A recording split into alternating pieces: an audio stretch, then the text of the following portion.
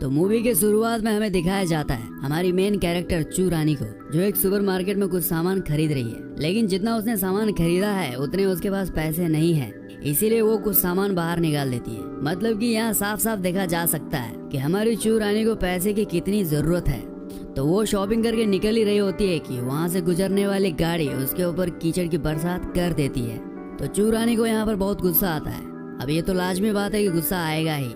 उसे गुस्सा इसलिए आ रहा था कि उसके पूरे कपड़े गंदे हो चुके हैं। मतलब बात तो एक ही है। तो भाइयों, वो गाड़ी वाला बाहर आकर उसे माफी मांगने लग जाता है, लेकिन चू रानी उसे गाली दे रही होती है। तो गाड़ी वाला भैया बोलता है, मुझे माफ कर दीजिए, मैं अपनी गलती के लिए आपको $1500 देने के लिए तैयार हूँ। चू रानी को बात मजाक लगती है, क्योंकि उसके लिए अभी $1500 बहुत बड़ी रकम है। तो वो उस बात को लाइट लेते हुए वहाँ से गाली गुनगुनाते हुए चली जाती है। तो घर आकर देखती है कि उसका पति चौधुराम मजे से बैठकर अखबार पढ़ रहा है। एक्चुअली चौधु भैया कॉलेज में प्रोफेसर का काम करता है। चौधु भैया को बैंक की तरफ से एक नोटिस आती है। चौधु ने बैंक से कुछ लोन लिया था और उसका किस्त टाइम पर देना भूल जाता है। अब बैंक इसके लिए उसका घर जब्त कर सकता है। चौधु हमारी चू रानी पर चिल्लाता है, उसे बोलता है कि इसके बारे में उसको याद क्यों नहीं दिलाया, जबकि चौधु भैया ने चू रानी को उसके बारे में कुछ भी नहीं बताया था। तो चू रानी यहाँ रोने लग जाती है। तभी चौधु गुस्सा ठंडा करके उसे माफी मांगने लग जाता है और धीरे धीरे उसके कपड़े उतारने लग जाता है। तो आप लोग सोच रहे होंगे कि साला ये बाहर वाले जब भी इमोशनल होते हैं तो कपड़े क्यों उतारने लग जाते हैं। तो भैया उनका मन होता है उछल कूद करने का।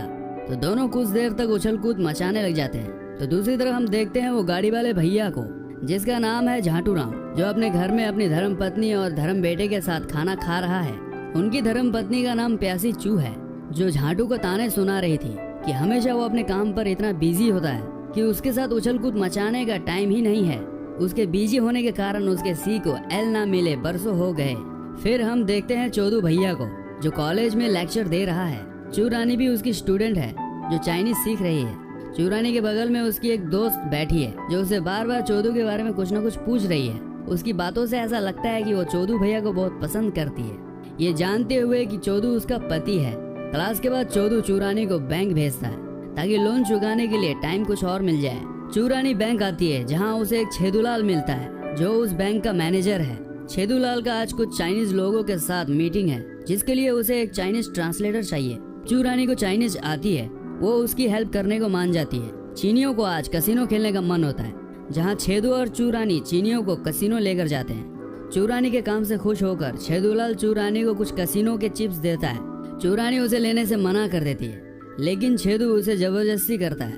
चू रानी गुस्से से ले लेती है और उसे जानबूझकर 0 नंबर पे लगा देती है, लेकिन पासा उल्टा पड़ जाता है। वो और $7000 जीत जाती है। इतना सारा पैसा जीतने के बाद चू रानी होश में नहीं होती। वो खुशी खुशी में और ज्यादा पैसा जीतना चाहती थी। वो सब पैसा फिर से 0 नंबर पे लगा देती है। हालांकि छेदूलाल मना कर रहा था। अब उसकी ये लालच उसे ले डूबी। उसने जितने पैसे जीते थे वो सब वो हार जाती है। अब छेदूलाल को चू रानी पसंद आ रही थी।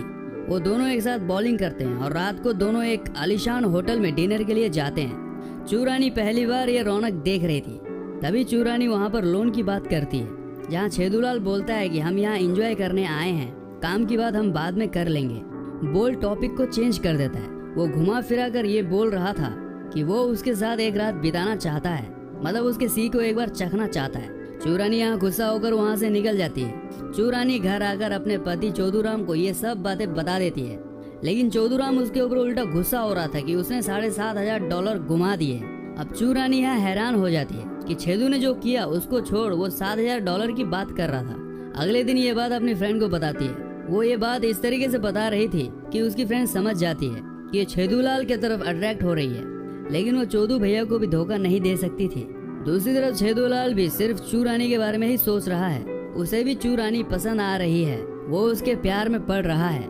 दूसरी तरफ चौधु परेशान है लोन चुकाने के लिए। उसको फिर से नोटिस आई होती है बैंक की तरफ से। अब वो चू रानी को बोलता है कि अब तुम ही कुछ कर सकती हो। तो चू रानी छेदूलाल को कॉल करती है और दोनों मिलते हैं। छेदूलाल उसे 3 महीने का टाइम दे देता है। उसके बदले चू रानी उसके साथ रात बिताने के लिए तैयार हो जाती है। अब यहाँ छेदूलाल उसके साथ जबरदस्ती नहीं करना चाहता था, तो वो चू रानी के ऊपर छोड़ देता है। तो चू रानी खुद उसके नजदीक आकर सो जाती है और दोनों वहाँ पर उछल कूद मचाते हैं। अगले दिन चौधु भैया के चेहरे पर मुस्कान थी। वो खुश था कि उसे बैंक ने 3 महीने का टाइम दे दिया है, लेकिन चू रानी यहाँ परेशान थी कि उसने छेदूलाल के साथ उछल कूद करके सही किया या गलत, लेकिन मजा तो उसे आया। नेक्स्ट सीन में हम देखते हैं छेदूलाल की धर्म पत्नी को छेदूलाल के कपड़ों से लेडी परफ्यूम की गंध आ रही थी। फिर अगले दिन छेदूलाल चूरानी को कॉल करके मिलने के लिए बुलाता है। पहले तो चूरानी मना करती है, लेकिन कुछ देर बाद वो मान जाती है और दोनों मिलते हैं और फिर से उछल कूद मचाने लग जाते हैं। कुछ दिन बाद चूरानी छेदू को कॉल करती है, लेकिन फोन स्विच ऑफ था। उसे मिलने के लिए वही होटल में जाती है जहां उन्होंने उछल कूद मचाया था, लेकिन वो वहां पर भी नहीं आया होता। ऐसे ही कुछ दिन और बीत जाते हैं, लेकिन छेदूलाल का कुछ अता पता नहीं था। दरअसल छेदूलाल का बेटा बहुत बीमार है, इसीलिए वो चूरानी को इग्नोर कर रहा है। अब चूरानी को यहाँ कोई भी कॉल आता है तो उसे लगता है कि ये छेदूलाल का होगा। अब यहाँ चूरानी छेदू के बिना नहीं रह सकती। वो उसकी याद में काफी कमजोर हो जाती है। उसका पति चोदू उसका ख्याल रखता है और उसके साथ उछल कूद करना चाहता है, लेकिन चूरानी उसे नहीं देती और उसे बोलती है कि वो छेदू को बहुत चाहने लगी है। चोदू को ये बात सुन बहुत गुस्सा आता है। वो उस पर चिल्लाता है और उसे घर से निकाल देता है। चूरानी छेदूलाल को कॉल करती है और जब उसे ये बात पता चलता है कि चूरानी घर और पति को छोड़ उसके लिए यहाँ आई है, तो फटाफट छेदूलाल वो मिलने के लिए आ जाता है और उसे एक नया फ्लैट देता है रहने के लिए। उसकी दोस्त वहाँ पर आती है और उसे बोलती है कि छेदू तुमसे शादी करेगा या सिर्फ तुमसे टाइम पास कर रहा है। चूरानी के पास इसका कोई जवाब नहीं था। दूसरी तरफ छेदूलाल की पत्नी को पता चल जाता है कि उसका अफेयर चूरानी के साथ चल रहा है। छेदू अपने बेटे के सामने वहाँ पर कुछ भी नहीं बोलता। रात को चूरानी और छेदूलाल दोनों एक साथ होते हैं। चूरानी पूछते है कि वो उसकी लाइफ में क्या मायने रखती है। छेदू बोलता है कि तुम मेरे लिए बहुत खास हो, जिसे मैं कभी गुमाना नहीं चाहता। चूरानी को ये बात सुन बहुत अच्छा लगता है, क्योंकि वो भी यही बात सुनना चाहती थी। चूरानी छेदूलाल को बहुत ज्यादा प्यार करने लग जाती है, जैसा कि उसने कभी चौधुराम को नहीं किया। दूसरी तरफ चौधू भैया उसके दोस्त के साथ रहने लगा है। चूरानी अभी भी चौधुराम के लेक्चर को अटेंड करती है। पूरे कॉलेज को इनके बारे में पता था, इसलिए चौधू उसको यहाँ से दूर जाने को बोलता है। चूरानी घर आकर छेदू को कॉल करती है, लेकिन वो नहीं उठाता। तभी डोरबेल बजती है। उसे लगता है कि छेदू होगा, पर वहाँ चौधुराम आया था। चौधू भैया बोलता है छेदू तुम्हें सिर्फ पैसे दे सकता है, मगर प्यार नहीं दे सकता। चूरानी बोलती है कि मुझे इससे कुछ फर्क नहीं पड़ता, बात कुछ भी हो, लेकिन मैं उसे बहुत ज्यादा प्यार करती हूँ। ये बात सुन चौधू भैया बहुत गुस्से में आ जाते हैं और जबरदस्ती उसका रेप कर देते हैं। चूरानी छेदूलाल को बुलाती है और उसे सब बात बता देती है और ये भी बोलती है कि वो प्रेग्नेंट है और उसे ये नहीं पता कि ये बच्चा किसका है। फिर भी वो इस बच्चे को जन्म देना चाहती है। यहाँ छेदू उसकी बात पर एग्री करता है। चूरानी यहाँ खुश थी कि वो जो भी चाहती है उसका सपोर्ट छेदूलाल कर रहा था। छेदूलाल घर आता है, उसकी बीवी पी रही थी। उसको बोलता है कि उसकी गर्लफ्रेंड प्रेग्नेंट है। उसकी बीवी मन ही मन बोलती है कि कांड किया है तो होगा ही ना। अगले दिन छेदू कुछ गुंडे भेजता है चौधू को मारने के लिए, क्योंकि उसने चूरानी का रेप किया था। यहाँ चौधू का ख्याल रखती है चूरानी की फ्रेंड। दूसरे दिन चौधू छेदूलाल को मारने आता है, उसके ऊपर गोली चलाता है, लेकिन चूरानी यहाँ रोक लेती है।